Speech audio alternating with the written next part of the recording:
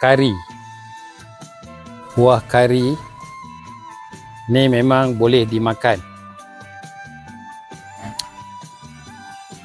Dia manis dan sedap. Boleh makan. Ni tengok biji dia kat dalam.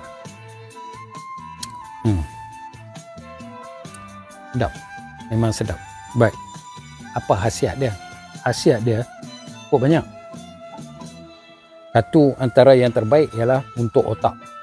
Otak, keradangan, anti keradangan, siapa yang ada kencing manis, semua macam-macam kebaikan yang ada pada daun dia juga ada pada buah dia.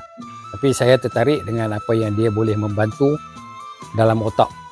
Jadi siapa yang ada mental problem boleh cuba makan ni, insya-Allah dia akan membantu kita dalam menjaga kesihatan kita yang baik.